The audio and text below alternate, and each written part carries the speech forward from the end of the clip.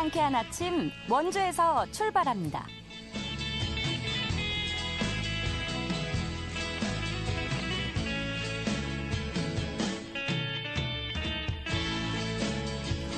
안녕하십니까. 3월 14일 목요일 KBS 원주방송국에서 보내드리는 상쾌한 아침 원주에서 출발합니다. 저는 진행의 아나운서 이은주입니다. 점차 봄이 찾아오고 있는 것 같습니다. 맑은 하늘과 함께 오늘 전국이 대체로 포근한 날씨 예상되는데요. 다만 아침과 밤에는 기온이 영하권으로 떨어져 춥습니다. 낮 최고 기온과 15도 이상 차이가 나는 만큼 큰 일교차는 계속해서 신경 쓰셔야겠는데요. 그래도 오늘부터는 기온이 전체적으로 오름세 보이겠습니다. 날이 풀리는 이맘때 면역력 약해지기 쉬운데요. 강원 영서지방은 오늘 초미세먼지 나쁨 수준으로 예보됐으니까요. 외출 시에 마스크 챙기셔서 호흡기 질환에 걸리지 않도록 주의하시기 바랍니다. 자, 오늘 준비한 소식입니다. 개 식용금지법이 국회 본회의를 통과하면서 원주시도 식용견 소비처 전수조사에 나섰습니다. 오늘 첫 전화 연결로 알아보도록 하고요. 원주시가 대기 환경 개선을 위해 전기차 보급 사업을 실시한다고 합니다. 리포터 현장에서 전해드리겠습니다. 또 한국산업인력공단 강원지부 원주기업인재혁신센터가 중소기업 인적자원 개발 훈련 혁신 지원 사업을 실시하는데요. 사업 내용 소개해드리도록 하죠. 3월 14일 목요일 상쾌한 아침 원주에서 출발합니다.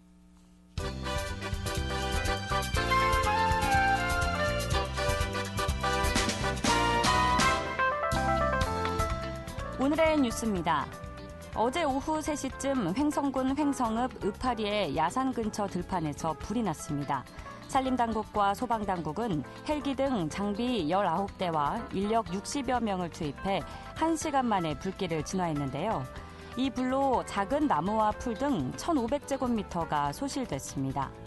소방당국의 조사에서 화재 현장 근처에 있던 한 양봉업자는 자신이 벌통 훈연 작업을 하던 중 불씨가 튄 것으로 보인다고 진술했습니다.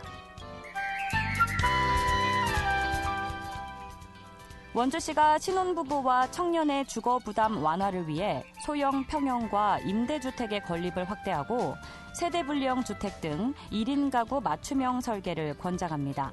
또 생애 최초 주택 특별 공급 비율을 기존 9%에서 14%로 올립니다.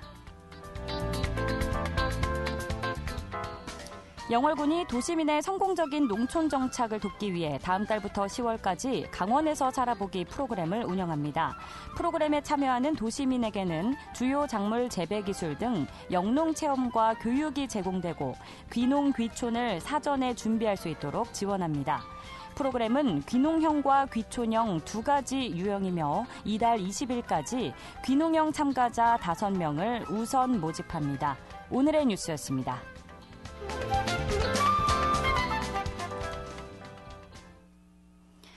상쾌한 아침 원주에서 출발합니다. 함께하고 계십니다.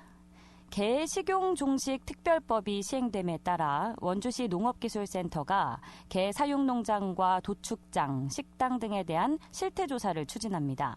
관련 사업장은 폐업 또는 전업 계획을 포함한 개 식용 종식 계획서를 8월 5일까지 제출해야 하는데요.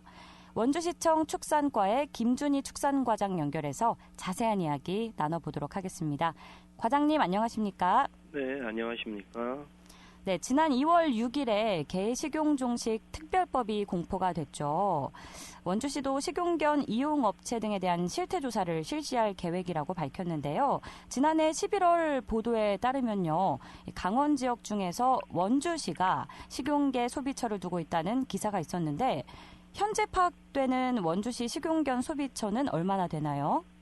네, 말씀하신 식용견 소비처라고 하신다면 소비자 대상으로 식용견을 취급하는 식품 접객업, 유통업을 일컫는 말이라고 생각되는데요. 현재까지 확인된 식용견 식품 접객업의 경우 총 27, 그리고 유통업 3개소가 있습니다. 말씀하신 식품 접객업이라고 한다면 식품위생법에 따라 시설에 관한 기준을 정해야 하는 영업의 하나로 알고 있는데 음식이나 주류를 업소 안에서 판매하는 영업을 말하는 건지 궁금해요. 그러니까 뭐 일반 음식점뿐만 아니라 휴게 음식점이나 단란주점이나 뭐 유흥주점 이런 것도 다 포함이 되나요? 그렇지는 않고요. 아, 네. 그중에 이제 개식용종식법 제10조에 따르면 영업 중인 식용 개 사육 농장과 개식용 도축 유통 상인, 개식용 식품 접객업자, 즉 개식용 업계는 실태 조사와 신고 대상에 포함된다는 말입니다. 그러면 어쨌든 원주시에 주소를 둔 식용견과 관련된 모든 업체라고 볼 수 있는 거군요. 네, 그렇습니다. 네, 식당뿐 아니라 도살장 또 유통업체까지 광범위하게 그렇습니다. 포괄적으로 포함이 됐네요. 그런데 식용계 소비처의 경우에 탈세의 사각지대에 놓인 미신고 시설도 많을 것으로 예상이 되는데요. 이번 실태조사를 통해서 아직 관련 기관에 신고하지 않은 업체들에 대해서도 전수조사가 진행되는 건가요? 예, 앞서 말씀드린 것처럼 개식용을 목적으로 둔 영업장은 신고 대상으로 분류됩니다. 여타 법 위반 여부와 상관없이 현재 영업 중인 개식용 업계도 모두 조사, 신고 대상이 되겠습니다. 그렇군요. 뭐 틈새로 빠져나가는 일이 없도록 조사가 체계적으로 이뤄지면 좋겠네요.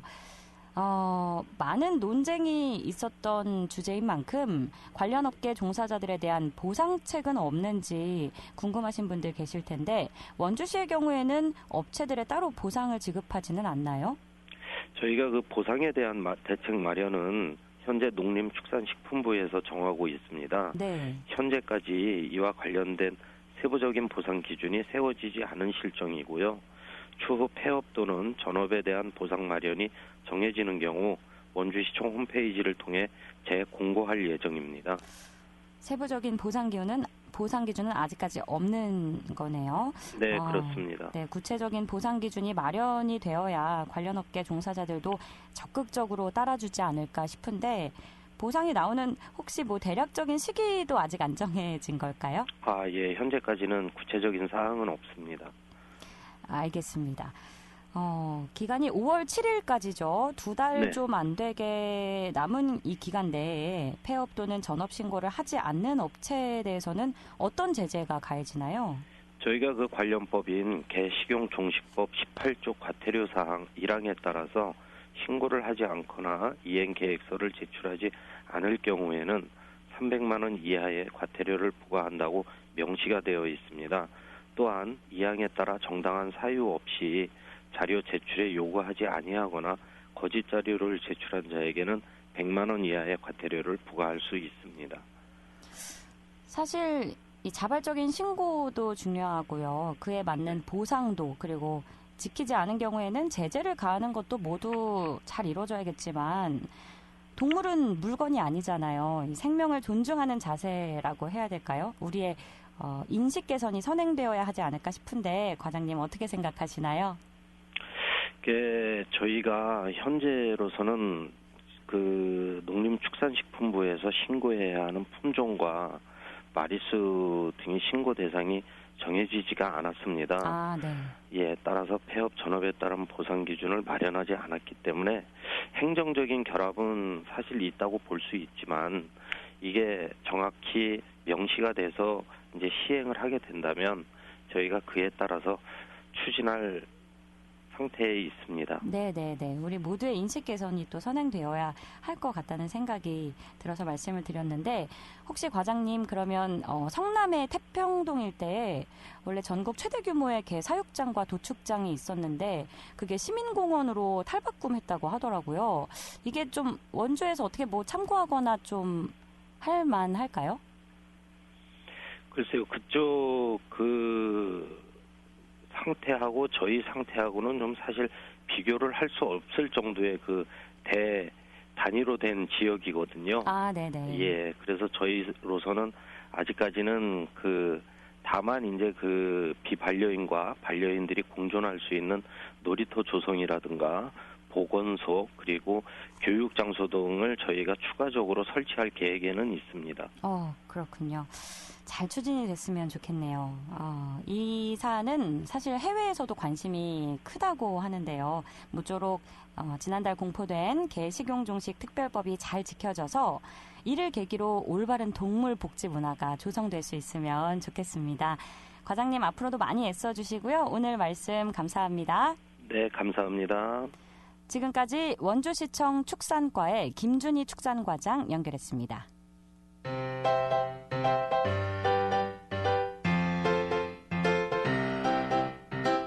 KBS 원주방송국이 유튜브 다시 듣기 서비스를 실시합니다.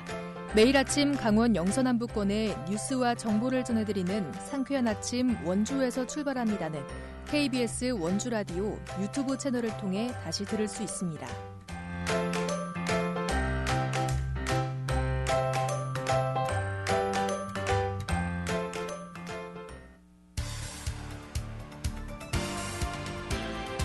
알찬 정보, 생생한 현장의 소식을 전해드립니다. 리포터 현장. 지금 시각 8시 44분 앞두고 있습니다. 원주시가 대기 환경 개선을 위해 2024년 전기자동차 보급 사업을 시행하는데요. 자세한 소식 박다연 리포터가 취재했습니다. 어서 오세요. 네, 안녕하세요. 네, 원주시가 전기자동차 지원 사업을 시행하는데요. 우선 구체적인 내용부터 들어볼까요?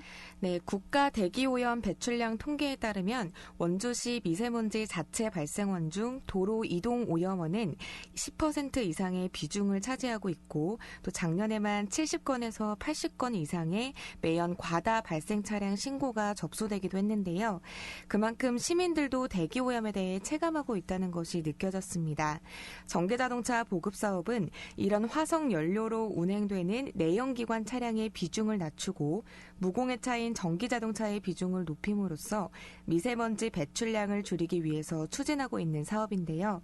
일반 내연기관 차량에 비해 다소 가격이 비싼 전기자동차 구입을 부담스러워하시는 분들이 있어서 그 부담을 덜어드리고자 보조금을 지원하고 있습니다. 자세한 내용 원주시 기후에너지과 우혁 담당자 이야기 들어보겠습니다.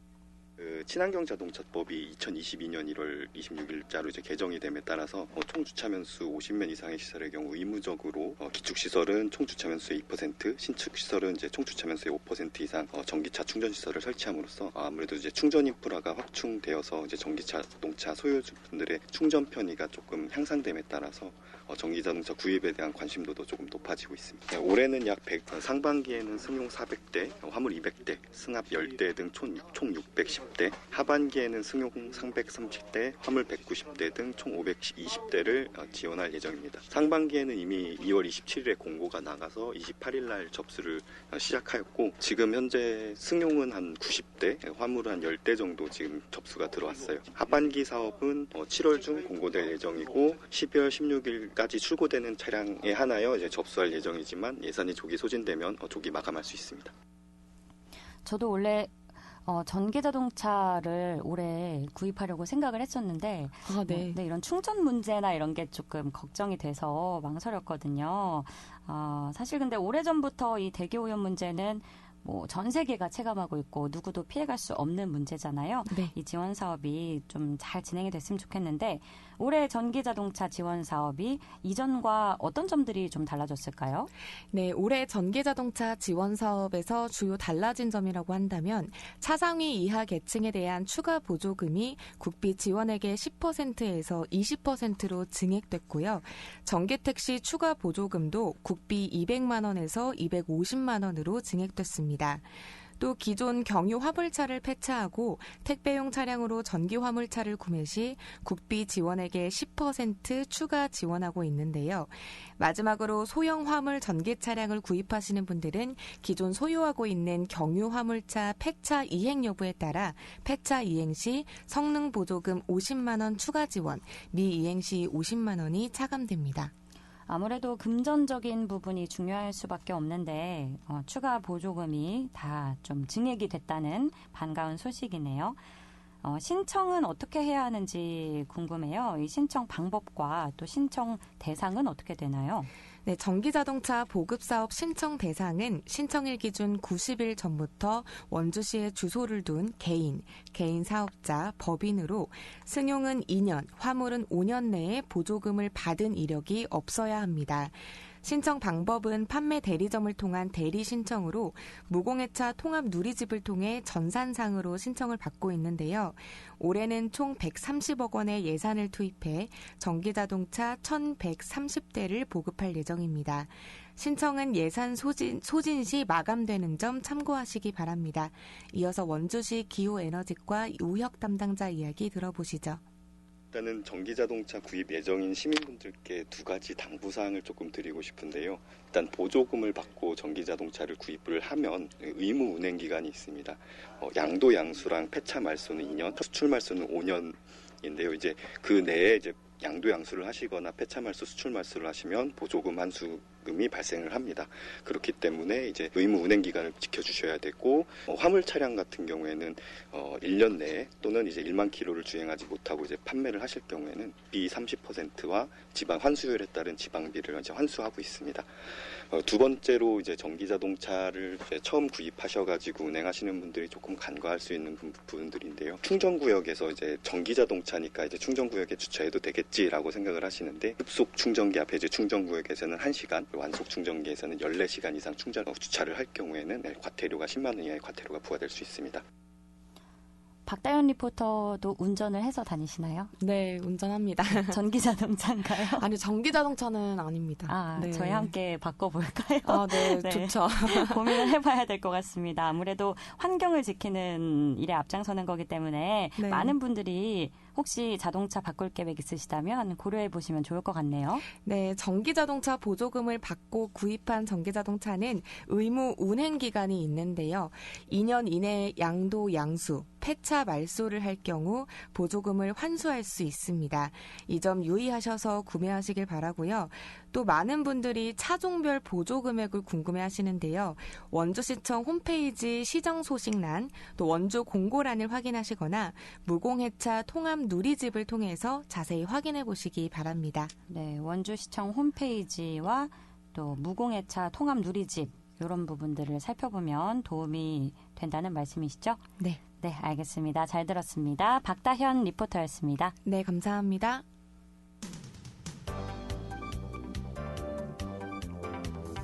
생생한 현장, 유익한 생활 정보를 전해드리겠습니다. KBS 원주라디오 상쾌한 아침 원주에서 출발합니다를 함께하고 있습니다. 네, 지금 시각 8시 50분 지났습니다. 한국산업인력공단 원주기업인재혁신센터가 중소기업 인적자원 개발 훈련 혁신 지원 사업을 실시하는데요. 일학습 병행제와 재직자 직무능력 향상 훈련 등 다양한 기업 내 능력 개발 훈련 지원이 제공된다고 합니다. 말들이 다 길고 조금 어려운데 자세한 내용 한국산업인력공단 강원지사의 이혜범 센터장 연결해서 알아보겠습니다. 센터장님 나와 계십니까? 네, 안녕하십니까. 이혜범입니다.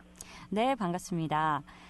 한국산업인력공단 강원지사 원주기업인재혁신센터에서 원주, 횡성, 영월 지역의 인적자원 개발을 위한 다양한 사업이 진행되고 있다고 들었는데요. 우선 중소기업 재직자들을 위한 일학습 병행제, 또 재직근로자 대상 사업주 직업 능력 개발 훈련에 대해서 알아보도록 하죠. 중소기업에 근로하는 재직자들을 위해 어떤 훈련이 제공되고 있는 건가요? 네, 공단에서 추진하고 있는 능력개발 훈련은 중소기업 재직자들의 직무 능력 향상을 통해서 핵심 인재 양성 및 숙련 기술 축적의 목적으로 기업의 자체 훈련 실시에 따른 훈련 비용을 정부가 지원하는 훈련입니다. 추진 훈련 사업으로는 일학습 병행제, 사업주가 재직 근로자들을 대상으로 하는 사업주 훈련, 체계적 현장 훈련이 있습니다. 간단하게 정리를 해보면 일학습 병행제라는 게 그러니까 단어 말 그대로 근로자의 뭐 학습을 지원해준다 이렇게 이해를 하면 될까요? 맞습니다. 그 사업장 내에서 일과 학습을 병행해서 한다고 하는 제도입니다. 아, 이게 뭐 청소년만을 대상으로 하고 있는 건지도 궁금해요. 청소년을 대상으로 하지는 않고 그 중소기업의 근로를 하고 있는 재직 근로자들을 대상으로 하고 있습니다. 아, 재직 근로자들이요? 네, 네, 말 그대로 일과 학습을 병행한다는 의미로 맞습니다. 이해하면 될 것 네. 같은데 일학습 병행제에 참여를 하면 이 수당과 다양한 정부 혜택이 주어진다고요? 네네. 참여 기업에 대해서는 인적 자원 개발을 위한 훈련 프로그램 개발비, 훈련 비용, 그다음에 훈련 장려금, 전담 인력 수당, 훈련 이제 이렇게 지원이 되며 1인당 연 1,500만 원 정도의 비용을 지원합니다. 그래서 훈련 비용에는 330만 원, 훈련 장려금은 480만 원, 전담 인력 수당이라고 하면 전담 인력은 그 HR들을 담당하는 담당자하고 기업 현장에 가르치는 현장 교사에게 주어지는 수당으로서 한 690만 원 정도가 연 지급이 되고 1인당 한 연 1,500만 원이고 학습 근로자 5명 훈련 시에는 약 5,100만 원 정도의 비용을 지원합니다. HRD라는 용어 말씀해 주셨는데 제가 이 줄임말의 의미를 뭐 기업에서 하는 뭐 직업교육, 훈련교육 이런 걸로 어렴풋이 알고 있는데 어떤 의미가 있을까요? 네. HRD는 말 그대로 이제 인적 자원 개발에 따른 그 용어입니다. 아, 네. 인적 자원 개발 담당자. 개발, 네. 알겠습니다. 맞습니다. 비용을 지원해 주시고 계신데 또 네. 중소기업 재직자 대상 사업주 직업 능력 개발 훈련도 지원된다고 하는데 어떤 또 훈련인지 앞서 말씀하신 일학습 병행제와 좀 비교해서 설명해 주시면 더 이해하기 좋을 것 같습니다. 예, 일학습 병행제하고 유사한 그 훈련인데 네. 사업주 직업 능력 개발 훈련은 그 사업주가 소속 근로자의 직무 능력 향상을 위한 훈련을 실시할 때 이에 소요되는 비용의 일부를 지원하는 훈련입니다. 네. 직장에서 직무와 관련된 교육이 여기에 해당됩니다. 참여 대상은 이제 고용보험에 가입되어 있는 사업장의 근로자하고 채용 예정자, 구직자가 이제 해당이 되고 훈련 시간은 최소 4시간 이상, 교육 내용은 현장 직무 수행 향상과 관련된 내용이면 됩니다.